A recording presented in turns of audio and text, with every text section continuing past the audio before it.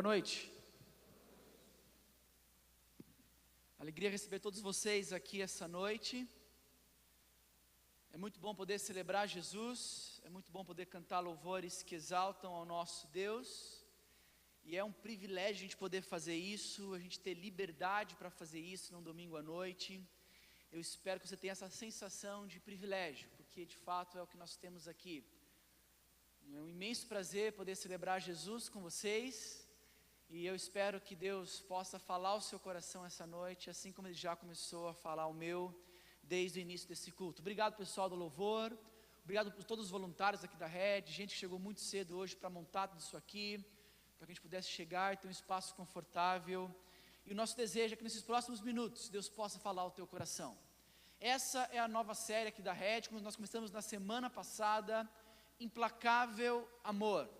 Nós começamos a estudar um livro muito, mas muito legal da Bíblia, que é o livro de Jonas. É uma história conhecida, onde talvez a primeira ideia, o primeiro pensamento que vem à sua mente, à nossa mente, é a história de um homem que foi engolido por um peixe. Talvez você pouco conheça essa história, mas quando ouve falar de Jonas e de Bíblia, talvez você rapidamente fale, foi aquele cara lá que foi engolido por uma baleia?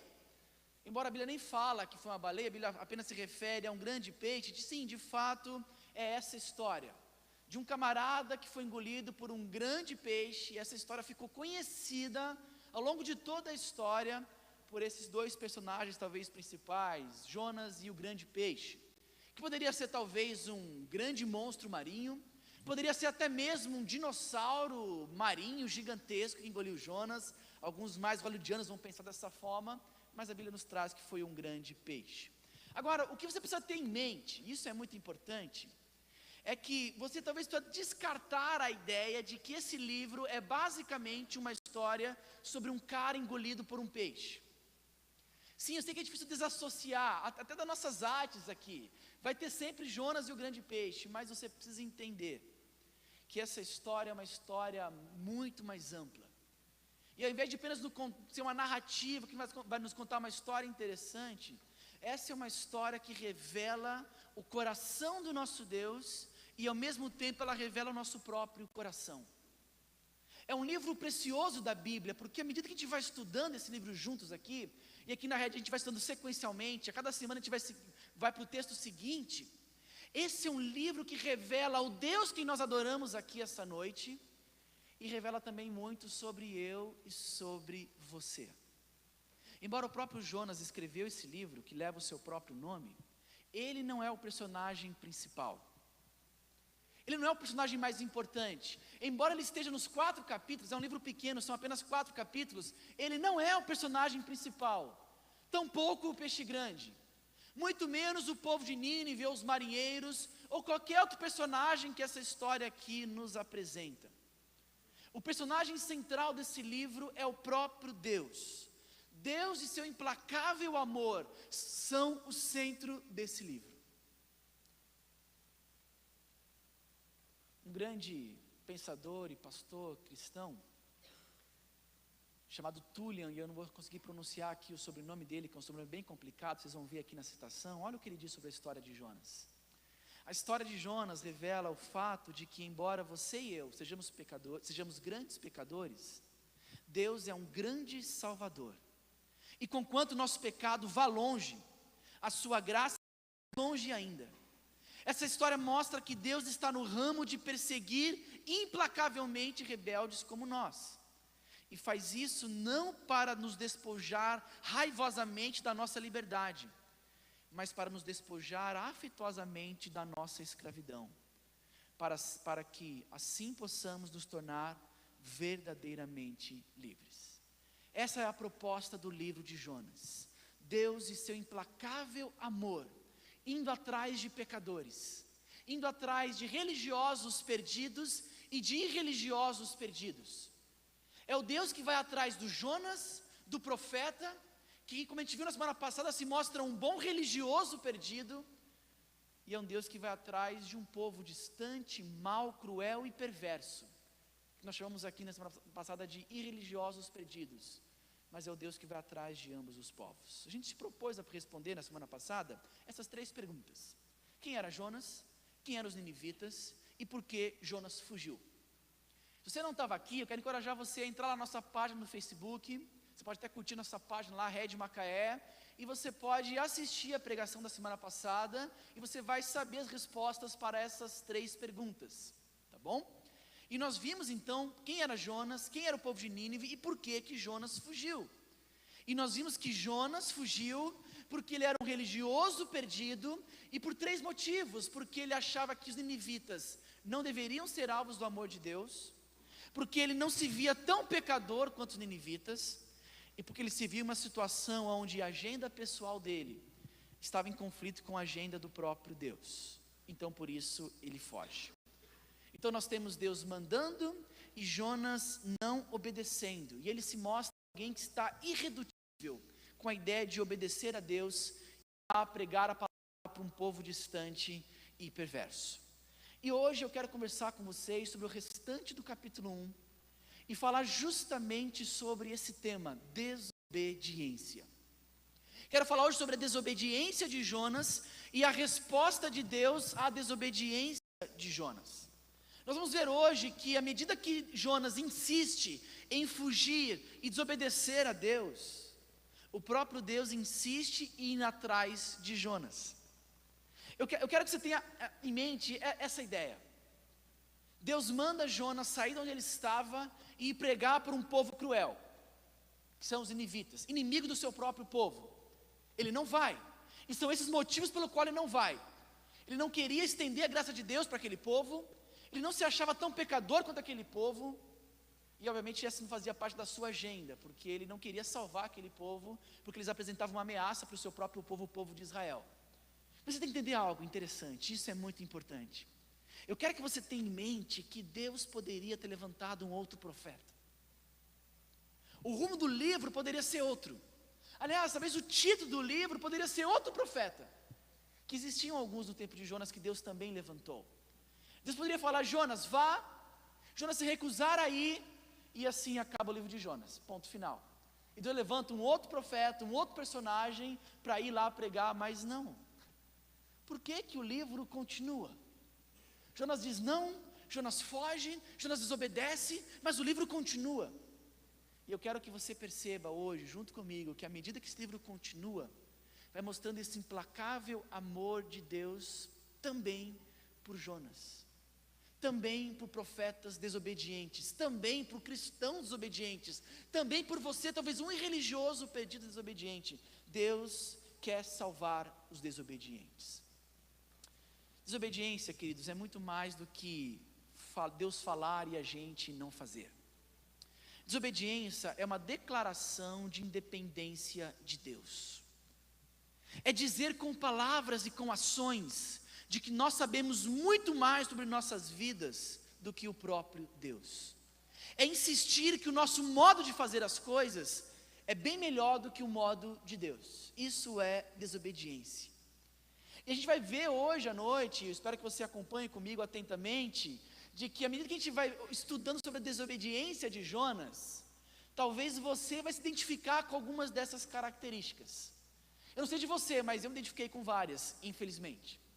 À medida que eu percebi as características da desobediência insistente, relutante de Jonas, eu fui me encontrando em algumas delas. Mas ao mesmo tempo, foi muito gostoso estudar esse primeiro capítulo, porque enquanto eu me via em Jonas, eu ao mesmo tempo via esse maravilhoso Deus que nós estudamos essa noite. Talvez o propósito principal desse estudo, queridos, entenda muito bem, é abrir a mente de vocês, não só para enxergar quem você é, mas para que você possa enxergar de maneira talvez como você nunca enxergou quem é o nosso Deus, e que Ele possa falar ao teu coração essa noite. Quero ler com vocês então, desde o início do capítulo, só para situar vocês na história. Vamos ler primeiramente do 1 até o 5, e nós vamos continuando até o final do capítulo, tá bom? A palavra do Senhor veio a Jonas, filho de Amitai, com esta ordem: vá depressa à grande cidade de Nínive e pregue contra ela, porque a sua maldade subiu até a minha presença. Mas Jonas fugiu da presença do Senhor, dirigindo-se para Tarsis. Desceu à cidade de Jope, onde encontrou um navio que se destinava àquele porto. Depois de pagar a passagem, embarcou para Tarsis para fugir do Senhor. Verso 4. O Senhor, porém, fez soprar um forte vento sobre o mar, e caiu uma tempestade tão violenta que o barco ameaçava arrebentar-se. Todos os marinheiros ficaram com medo, e cada um clamava ao seu próprio Deus. E atiraram as cargas ao mar para tornar mais leve o navio. Enquanto isso, Jonas, que tinha descido para o porão e se deitado, dormia profundamente. Após a ordem para ir para Nínive, após a fuga de Jonas e ir para a direção oposta, Deus começa a agir de maneira efetiva na história. O verso 3, que a gente viu na semana passada, mostra que Deus desceu até Jope, uma cidade litorânea, e ele pegou um barco para ir para Tarsis. Mostra o mapinha, a gente viu um mapa na semana passada, para você entender o que Jonas estava fazendo. Tá bom? Ele estava aqui nesse ponto, aqui embaixo, tá bom? Aqui a nação de Israel, tá bom? O território de Israel. Nínive naquela ponta ali, aproximadamente 800 quilômetros de Israel, tá bom? E Jonas resolve ir para Tarsis, tá bem? Sul da Espanha. Alguns colocam até mais na ponta ainda, ali quase lá perto de Portugal. A ideia é que Jonas queria ir para o lugar mais distante possível. Ele não queria apenas não obedecer a Deus. Ele queria ir o mais longe possível de qualquer possibilidade de obedecer a Deus. Mas no verso 4, Deus começa a agir. No verso 4, a gente vai começar a aprender sobre quem é o nosso Deus. Porque Ele age. O nosso Deus governa. O nosso Deus, Ele tem todos, preste atenção, todos os recursos à sua disposição para Ele tratar conosco. E aqui no verso 4, como você pode bem ler, Ele começa uma grande tempestade. Não é só as chuvas que Ele governa as chuvas, os trovões, os raios, Ele governa os ventos, porque um grande vento vem, e Ele governa até mesmo o mar. Deus, a partir do nada, em fração de segundos, Ele cria a pior tempestade que aqueles homens já viram. O início do verso 5 é interessante, que diz o seguinte, verso 5: todos os marinheiros ficaram com medo e cada um clamava ao seu próprio Deus. E atiraram as cargas ao mar para tornar mais leve o navio. O desespero desses homens é real. Os estudiosos da Bíblia, eles são enfáticos em dizer que provavelmente esse era um barco dos fenícios, era um povo da Fenícia. Eles eram conhecidos por o seu trabalho com o mar. Eles eram politeístas, por isso então que eles clamam cada um ao seu Deus. Eles criam em vários deuses, tá bom? E eles eram homens do mar, acostumados com esse trajeto. Era um trajeto longo, percorrer todo o Mediterrâneo. E talvez Jonas estava no melhor barco, no melhor local para fazer esse trajeto até Tarsis. Ele escolheu o barco e a tribulação certa, porque eram homens do mar, homens experimentados com o mar. Mas o que a gente vê no verso 5 é um total desespero. Homens do mar que nunca viram um mar como aquele, e a certeza de que aquela tempestade não era uma simples tempestade. Pensa bem, quando os caras acostumados com alguma coisa começam a ficar preocupados, é bom você ficar preocupado. Quando homens acostumados com o mar, não é verdade, estão preocupados com aquele tipo de mar, porque nunca viram aquilo, é bom que você comece a ficar preocupado. Não é assim que funciona? Não sei se você já pegou uma turbulência muito forte num avião. Mas quando você está num avião ali, tranquilo, a aeromoça está te servindo, e quando vem aquele sinalzinho, e o comandante manda na hora as pessoas sentarem, e você vê a aeromoça largando tudo, e correndo para sentar, para botar o cinto, nessa hora, você começa a orar, eu tenho certeza disso. Não é assim que funciona? Né? Nessa hora até os ateus começam a orar, não é? Porque quando o pitbull pula a cerca, meu amigo, não há ninguém que resista, e começa a orar, e começa a clamar, e cada um nessa hora clama ao seu Deus. Essa é a realidade. Você já conseguiu pensar nessa realidade, nesse avião chacoalhando como nunca, bate aquele desespero?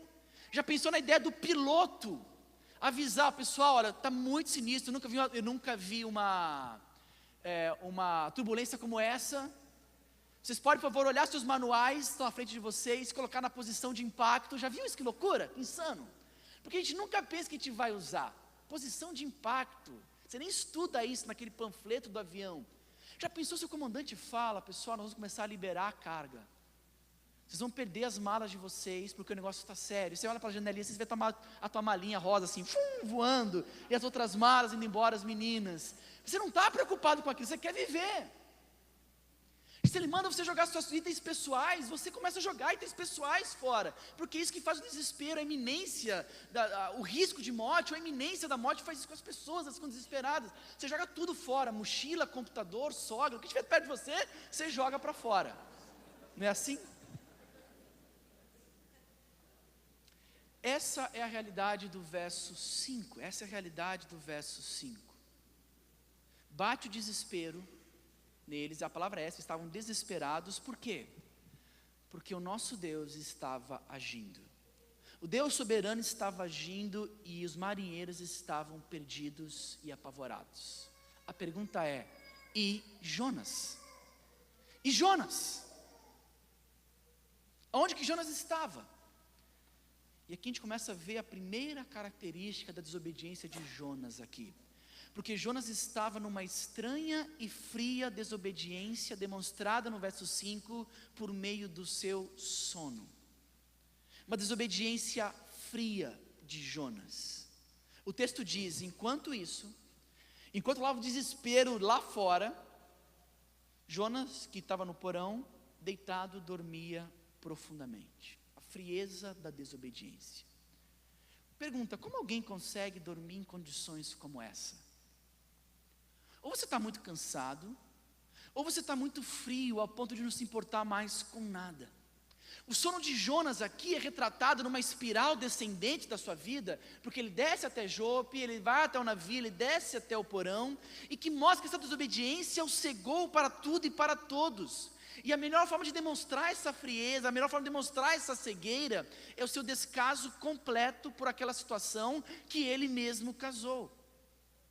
Queridos, entenda bem, a desobediência a Deus é sempre pecado e sempre perigoso. Claro, óbvio. Contudo, ela se torna ainda mais perigosa quando o errado não te incomoda mais. Quando você, assim como Jonas, consegue dormir tranquilamente, mesmo vivendo no caos na sua vida, por causa dos seus próprios pecados e desobediência a Deus. Nós chamamos isso de consciência cauterizada. É aquela consciência que se acostuma com o pecado. É aquela consciência que se acostumou com a ideia de viver longe de Deus. É aquela consciência que se acostumou com a ideia de fazer errado e aquilo não incomodar mais. Aquilo não mexe mais com você. O retrato da desobediência fria de Jonas é o fato dele estar em pecado. É o fato dele estar terrivelmente longe de Deus e ele pouco se importa com isso.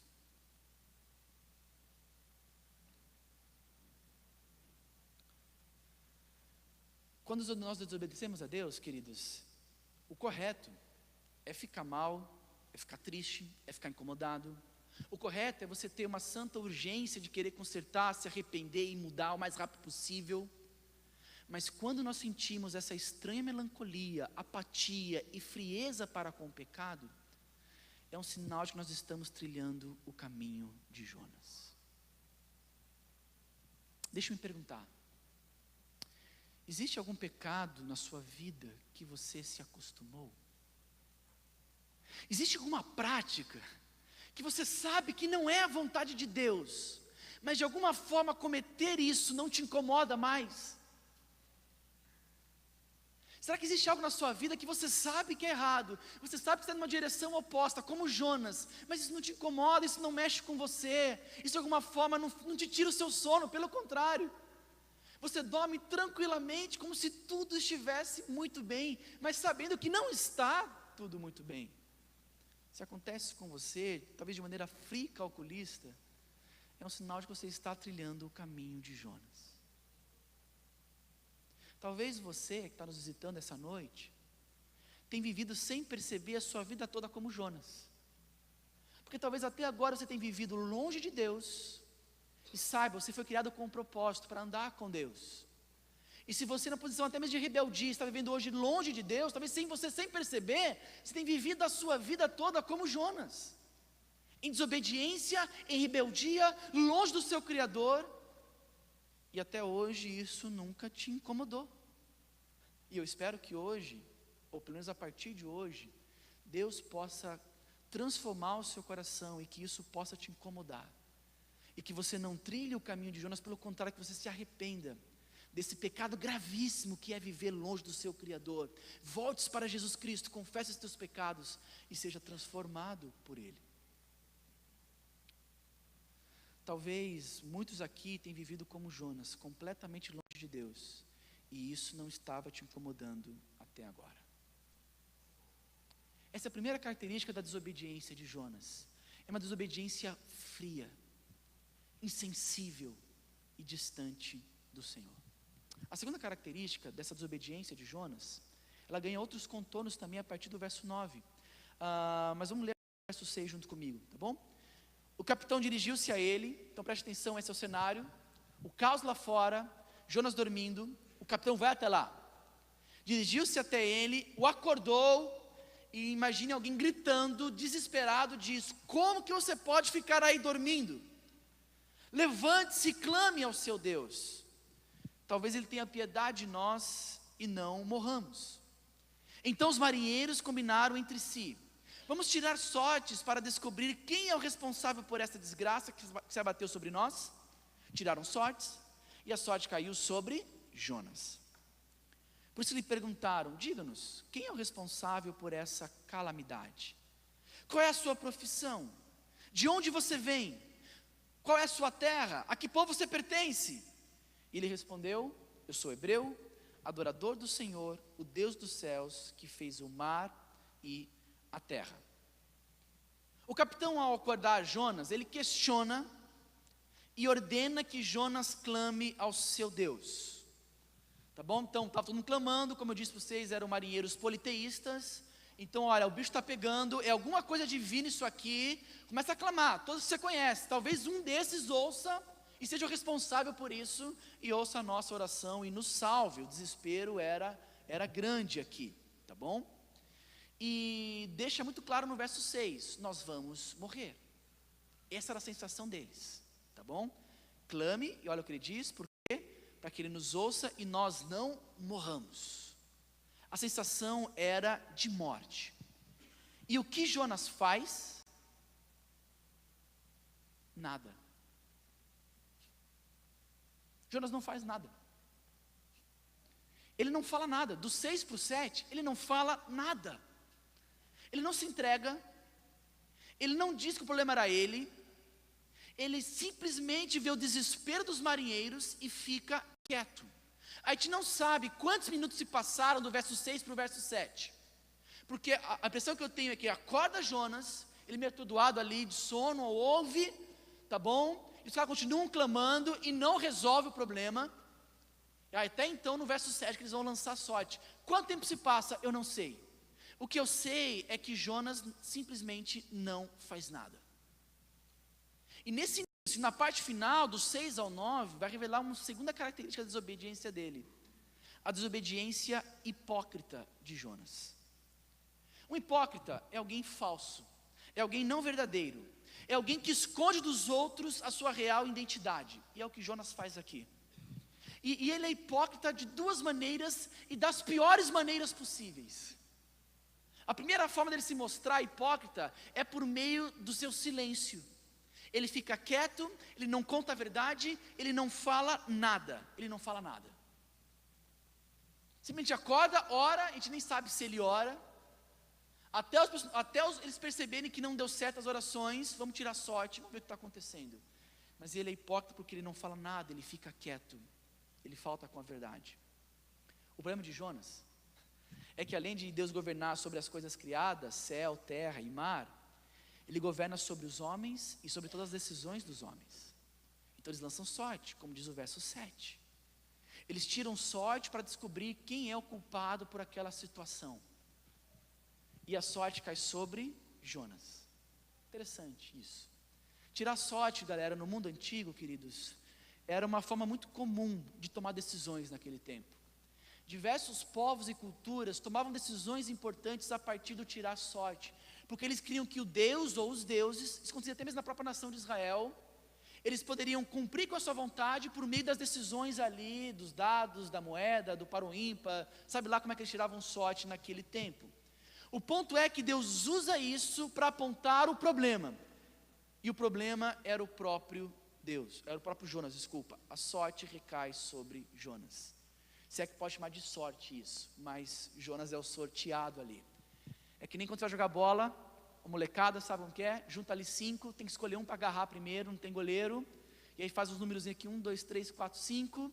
E chama lá o cara do outro grupo. E aí, quem que é o... Escolhe um número. O cara fala um número e cai sempre naquele azarado. Quando já acontece com você, é assim que funciona.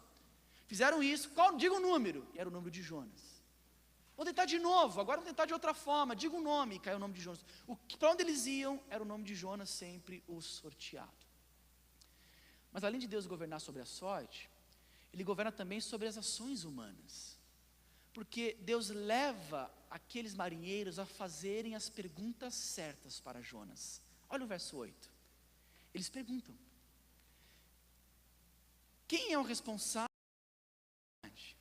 Qual é a tua profissão? De onde você vem? Qual é a sua terra? A que povo você pertence? Eles queriam saber. Cara, caiu em você. Está claro que você é o problema. Nos conte então. Eles colocaram Jonas na parede. E Jonas, a resposta de Jonas ela é interessante. E eu também consigo olhar um ar de hipocrisia aqui. Sabe por quê? Porque Jonas diz: olha, eu sou hebreu. Eu sou adorador do Senhor. Eu temo ao Senhor. Opa, será? Será? Sim, ele fala verdades. Sim, ele fala que ele é um hebreu, é verdade. Sim, ele fala que Deus fez os céus e a terra, é verdade. Mas será que esse cara realmente teme e adora o Senhor? Embora Jonas use palavras verdadeiras aqui, eu tenho minhas dúvidas sobre a sinceridade dele aqui. Porque some como hipocrisia, porque ele afirma ser algo que ele não está praticando. E isso é hipocrisia. Você falar que faz algo, mas não faz. Você falar que é algo, mas não é, é hipocrisia. Ele afirma servir a Deus, temer a Deus, mas as suas atitudes e decisões revelam o contrário. Revela então essa natureza hipócrita da sua desobediência. Conhece aquela expressão, pior cego é aquele que não quer enxergar? Já viu essa expressão? Ela funciona muito bem com a desobediência de Jonas aqui. Pior do que você desobedecer a Deus, que já é grave, é você achar que está tudo bem. Pior do que você desobedecer a Deus, é você achar que você está obedecendo a Deus, porque daí você vai cegamente para o caminho errado, ou você se enganar com a ideia de que você está obedecendo a Deus. É o que Jonas está fazendo aqui. Ele está mentindo para ele mesmo, ele está enganando a ele mesmo e aos outros. Ele é hipócrita porque ele não fala nada lá atrás, e ele é hipócrita porque quando ele fala, a sua frase está carregada de meias verdades, ou de verdades que ele não vive. As suas atitudes são incompatíveis com as suas palavras. Queridos, deixa eu perguntar, você conhece alguém assim? Você conhece alguém assim? Alguém que fala bonito, mas que não vive o que fala? Você conhece alguém que diz temer a Deus, como Jonas disse, mas que traz em sua vida, em sua ética de trabalho, em seus relacionamentos, em suas atitudes, o oposto da vida com Deus? Você conhece alguém assim? Eu conheço pessoas assim, e isso é terrível. Não só terrível para ela, mas terrível para o testemunho do Evangelho. Eu já conheci casos de empresas, por exemplo, de gente que se dizia cristã na empresa, e que tinha uma fala bonita, mas tinha atitudes terríveis. Aquele camarada fez um desserviço enorme para a igreja cristã, porque a sua atitude não condizia com o que ele falava. E é o que Jonas acontece. A desobediência de Jonas aqui é uma desobediência hipócrita. Mas como todo bom hipócrita, a máscara cai. E Jonas acaba então tendo que contar toda a triste história para os marinheiros. E aí a gente vai então para a terceira característica da desobediência de Jonas, verso 10 e verso 11. Com isso, eles ficaram apavorados e perguntaram: o que foi que você fez? Pois sabiam que Jonas estava fugindo do Senhor, porque ele já tinha lhes dito. Visto que o mar estava cada vez mais agitado, eles lhe perguntaram: o que devemos fazer com você para que o mar se acalme? Presta atenção, fiquem ligados aqui. Você está prestes a morrer, certo? Você está desesperado. Tudo que você poderia fazer, você fez e nada adiantou. Você está cansado, esgotado, e a sensação que você tem que na próxima rajada de vento ou de onda, você vai morrer. O barco vai quebrar no meio e vai todo mundo morrer. É possível ficar mais desesperado do que se você conviver com Jonas? Sim, é possível. Jonas tem uma capacidade enorme. É a qualidade desse cara de estragar ainda mais as coisas. Porque no verso 10, os caras que já estavam apavorados ficam agora mais apavorados. Só que não mais com a chuva ou com o vento. Eles ficam apavorados pelo fato da primeira vez descobrirem quem é Deus e saberem que o que Jonas fez com esse Deus. A reação deles é: cara, você é louco. Você é louco. O que foi que você fez? Essa é a desobediência louca de Jonas. Essa é a loucura da desobediência. Ela é insana, ela é tolice, ela é loucura. Existe uma canção afro-americana de 1800 que resumia assim, olha, o comportamento de Jonas. Dizia o seguinte: Jonas era um tolo e tão teimoso quanto uma mula. Eles cantavam essa musiquinha sobre Jonas, um tolo e teimoso como uma mula, e que mostra muito dessa ideia, e que os marinheiros viram isso e ficaram apavorados com tamanha loucura. Pessoal, você consegue imaginar o marinheiro dizendo o seguinte, o marinheiro olhando para Jonas: Jonas, botando a mão na cabeça, gritando, desesperado, dizendo assim: cara, o que você fez? Você está dizendo então que o Deus verdadeiro, que fez a terra e o mar, presta atenção, porque Jonas diz isso, lá no verso 9, ele fala: eu sirvo ao Deus que fez a terra e o mar. Melhor, ele até coloca o mar primeiro: eu sirvo o Deus que fez o mar e a terra. Olha que loucura, Jonas, você está dizendo que o Deus que fez o mar e a terra, repare bem, Jonas, você me diz que o Deus que fez o mar e a terra, você resolve desobedecer e brigar com esse Deus, e você quer fugir desse Deus pelo mar? Você consegue perceber como você é insano? Você quer fugir do Deus que fez o mar pelo mar? É isso mesmo?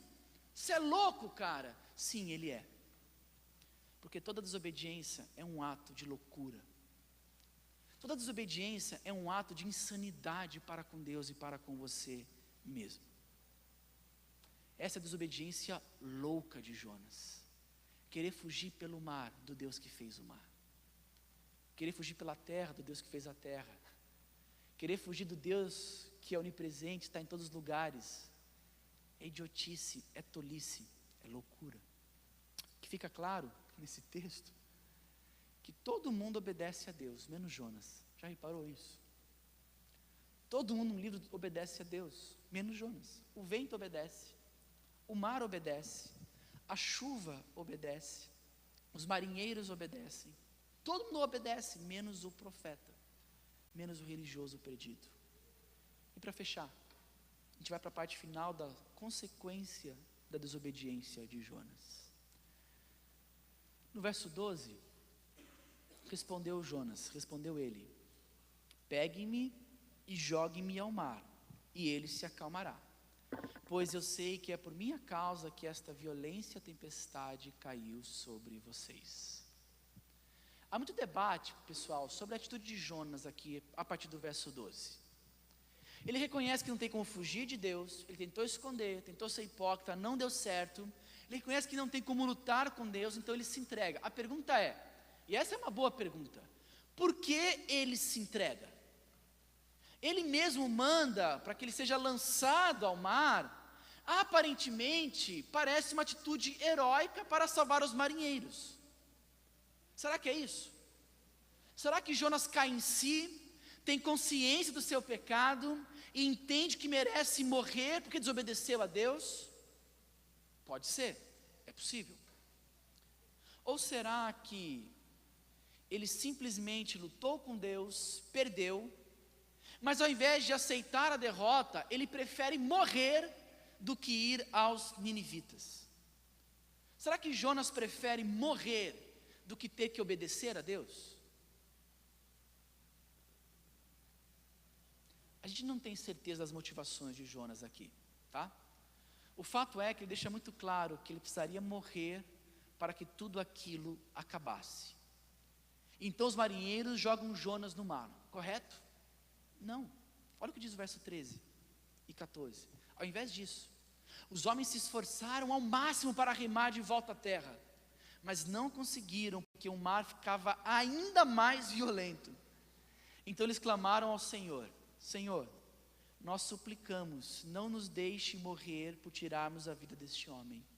Não caia sobre nós a culpa de matar um inocente, porque tu, ó Senhor, fizeste o que desejavas. Queridos, essa parte aqui é brutal.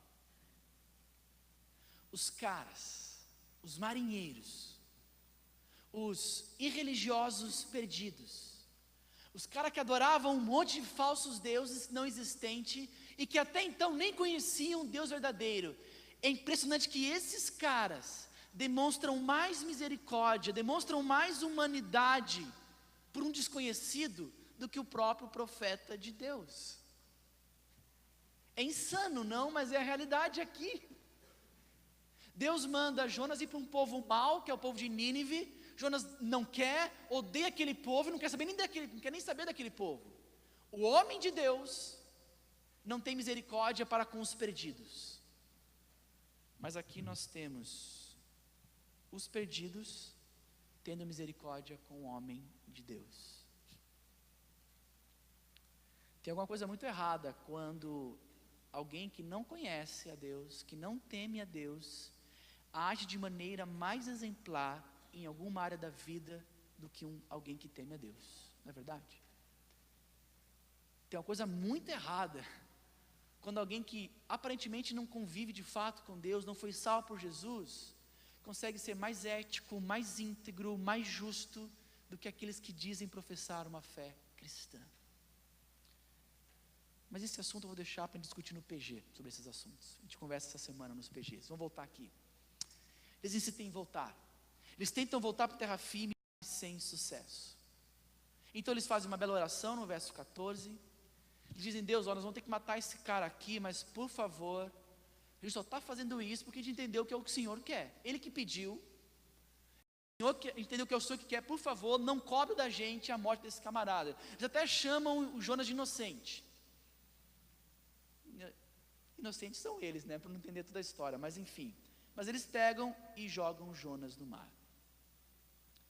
E para terminar, alguns podem pensar que é o fim de Jonas.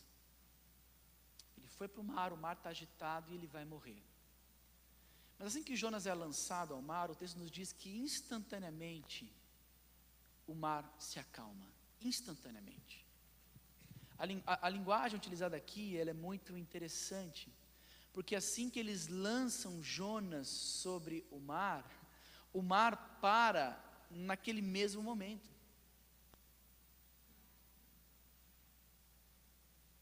Mas ainda assim, Jonas iria morrer. E alguns podem pensar que a consequência da desobediência deve ser a morte. Em última análise, está certo.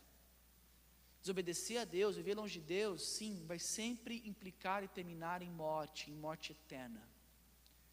Mas não é assim que o texto termina, e não é assim que precisa terminar a nossa desobediência.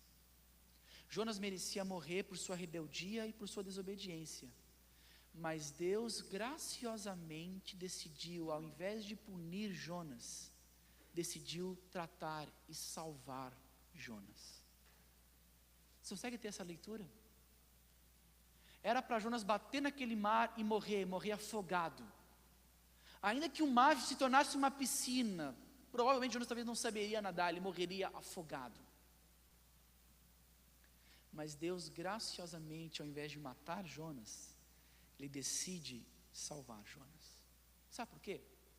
Porque Jonas, e eu estou terminando, ele ilustra com a sua própria vida, com a sua própria vida ele ilustra a mensagem de que, embora Deus esteja irado com ele, irado com o pecador, e com razão, esse mesmo Deus decide implacavelmente amar e salvar o pecador. Olha que loucura! Jonas ilustra o que Deus passava com Nínive, porque embora Deus odiasse o que Nínive estava fazendo, os seus pecados, as suas maldades, a sua maldade, Deus ainda se decide salvar Nínive. E pergunto a vocês, como é que Deus junta essas duas coisas? Como é que um Deus que está irado e deveria matar Jonas, é o mesmo Deus que ama e decide salvar Jonas? Porque o peixe da história não é um castigo, é um livramento. Jonas trocou de transporte, o navio foi para o submarino, mas é um transporte. Deus está salvando Jonas. Agora como? E essa é a grande pergunta para a gente responder nessa parte final, nos últimos 3 minutos. Como que Deus, que está irado com o pecador, e com razão, ainda assim decide amar implacavelmente o pecador? Loucura, não? Olha o verso 16. Vai nos dar algumas pistas importantes. Ao verem isso, ao verem que Jonas bateu na água e o mar se acalmou, os homens, os marinheiros, os homens do navio adoraram ao Senhor com temor, oferecendo-lhe sacrifício e fazendo-lhe votos. A impressão que nós temos é que os marinheiros se convertem. A impressão que nós temos é que os marinheiros abandonam os falsos deuses e se voltam para o verdadeiro Deus, oferecendo sacrifícios e fazendo votos. Eles descobrem quem é o verdadeiro Deus. Agora, como que os marinheiros são salvos? Essa é a grande pergunta. Aqueles marinheiros, eles perceberam de maneira clara e prática que a ira de Deus, que estava sobre eles naquele momento, por meio da tempestade ao seu redor, ela só pode ser aplacada, ela só pode ser acalmada por uma vida sendo sacrificada no lugar de outros. Então eles lançam Jonas, Jonas se sacrifica por eles, e eles conseguem obter esse favor de Deus. Os marinheiros são salvos quando Jonas é, entre aspas, sacrificado. Jesus, ele chegou a citar essa história aqui, em um momento dos evangelhos. E ele conta que o que ele estava prestes a fazer, que era morrer e ressuscitar, ele compara isso com o que aconteceu com Jonas aqui, de ter caído no mar, ser engolido por um peixe, ficar 3 dias dentro do ventre do peixe e depois ser cuspido para fora. Ele faz uma referência a isso, a sua morte e a sua ressurreição. Ou seja, Jonas, meus queridos, é um exemplo imperfeito, mas é uma boa ilustração da salvação que viria 700 anos depois desse acontecimento aqui. Jonas, ele é um homem imperfeito que foi justamente jogado no mar. Jesus é um homem, pelo contrário, perfeito, que foi injustamente morto em uma cruz, no lugar de pecadores como Jonas. Jonas, com a sua vida aqui, ao ser lançado ao mar, ele ilustra uma história muito maior que a história do nosso Salvador. E essa é a única forma que um Deus que está irado com o pecador consegue ao mesmo tempo amar esse pecador, por meio de Jesus Cristo, que foi lançado numa tempestade jamais vista, e alguém perfeito morrendo por imperfeitos, como Jonas, como eu e como vocês. Alguém que se entregou por pecadores, por desobedientes, frios, hipócritas e loucos. Essa história aqui não é sobre Jonas, mas é sobre alguém muito maior do que Jonas, com um sinal muito maior do que Jonas, que é o próprio Jesus. E se Jonas se entregou para que aqueles homens pudessem perceber que Deus os salvou, Jesus se entregou de maneira final e última para que nós pudéssemos ter a nossa salvação. Queridos, assim como Jonas, nós também deveríamos morrer por causa da nossa desobediência. Nós somos todos como Jonas aqui, de certa forma. Alguns aqui são religiosos perdidos, outros aqui são irreligiosos perdidos, alguns são como Jonas, outros talvez como Nínives, mas talvez muitos de nós desobedientes, distantes de Deus. Mas existe uma saída. A saída não é Jonas, a saída é para quem Jonas aponta, o próprio Jesus. Quando você confia em Jesus para a sua salvação, Deus te aceita por aquilo que Jesus fez, por aquilo que Ele fez. E aí então você passa a viver uma vida de obediência que realmente agrada a Deus. Eu falei sobre desobediência hoje. E talvez você pode ter a impressão de que você tem que sair daqui hoje arregaçando as mangas e falando, opa, beleza, eu estou falando nisso, é verdade, Tiago falou lá, me encaixei nessa pergunta, opa, então eu talvez estou sendo um desobediente muito frio, tem áreas que de fato eu estou errando e está gelado no meu coração, não estou mudando, opa, eu acho que eu sou um hipócrita, eu falo A, mas faço B, eu tenho um discurso bonito, mas eu tenho ações terríveis, opa, me identifiquei com isso, opa, eu acho que eu sou esse cara louco, que vive de maneira insana, longe de Deus. Eu me identifiquei de alguma forma com Jonas. E eu espero que você tenha se identificado. Agora, a solução não é arregaçar tuas mangas e falar, não, eu vou me esforçar agora para mudar e para obedecer. Não, porque você não vai conseguir. Você pode até obter um sucesso momentâneo, mas vai durar pouco. A solução para ti é arrependimento, é joelho no chão e abrir o teu coração para o Evangelho de Jesus. A solução para você é entender, antes de mais nada, o que Deus fez por você. E quando você compreender o que Deus fez por você, o como Ele se entregou, o como Ele se lançou a essa tempestade, e morreu por amor a você, e se entregou, e que a sua ressurreição comprova que Ele venceu a morte, que Ele venceu o pecado, se você o confessa como Salvador, se você mesmo cristão, abre cada vez mais a sua mente e seu coração, para a mensagem do Evangelho, aí sim, você passa a viver em obediência, não para conquistar algo de Deus, mas porque você já conquistou algo de Deus. É uma obediência motivada pela gratidão e pela alegria no Evangelho, e não pela religiosidade de tentar conquistar algo do Senhor. Abaixa a cabeça, fecha os olhos, eu quero orar por você.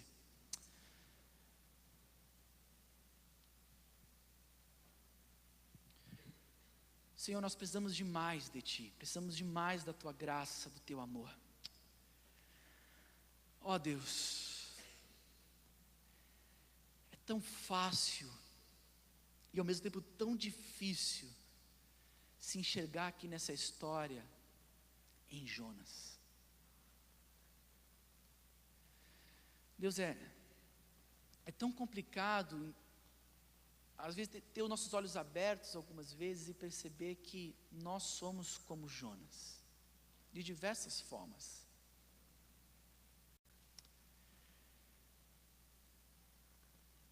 Usa, Senhor, a Tua palavra em momentos como esse, para verdadeiramente transformar os nossos corações.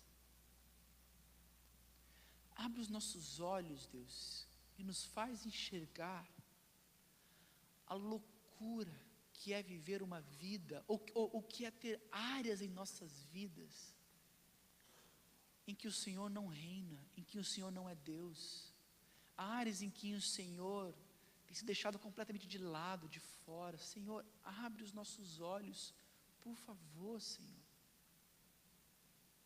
Senhor, eu te agradeço, porque ao invés do Senhor simplesmente nos punir, ao invés do Senhor simplesmente nos aniquilar, coisa que o Senhor teria total direito, e ninguém poderia levantar um A para o Senhor,